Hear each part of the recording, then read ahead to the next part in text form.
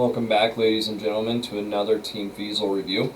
Today we are reviewing the Sansi 3600 Lumens motion sensing light.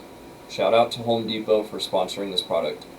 Installation is easy. You will only need a Phillips head and flathead screwdriver, wire strips.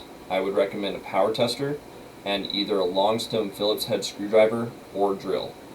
The most important step is the first step, and that's turning off the power. Any electrician would tell you to turn it off at the breaker, because turning it off at a switch should work until a family member comes by and accidentally hits it. Getting shocked isn't fun.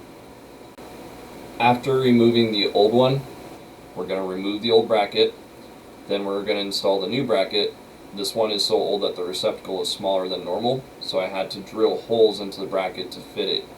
Keep in mind this house is from the 60s. Now we wire it up, performing a careful balancing act of balancing the light on our arms while also wiring. It would help if you had an extra set of hands. I would recommend stripping a bit more wire, as what is on there is 3/8 inch. I stripped it closer to 5/8, connecting this threaded wire to a solid copper wire. This wire wraps around said solid wire, with the solid wire not moving / shortening in length at all.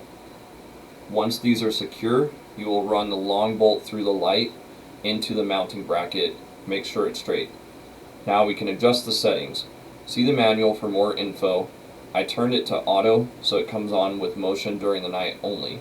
I turned the LED to the lowest setting, which is still very bright, and the timer, which is set to 1 to 10 minutes before auto shut off after it stops sensing motion, to about 5 minutes. As you can see, with almost 2 hours before the sun disappears, it is still very bright. 1 hour, still even brighter. 20 minutes or during sunset, it definitely lights up the yard. And finally, when it is completely dark, it's almost blinding if you're looking at it, but it is definitely effective at lighting up the yard. In conclusion, great security light. There are only two things I wish they would have changed. First is that the gaps in between the LEDs is the perfect nesting area for all kinds of insects. I wish they would have filled that space or covered it with a glass shield or something. Second is that this thing is basically too bright. Passing cars will be blinded if they look in its general direction. I wish it would have either had some sort of downward shader, like maybe blinds on windows pointing downward, or significantly longer top housing so that when tilted at an angle, that can be a shader from direct light.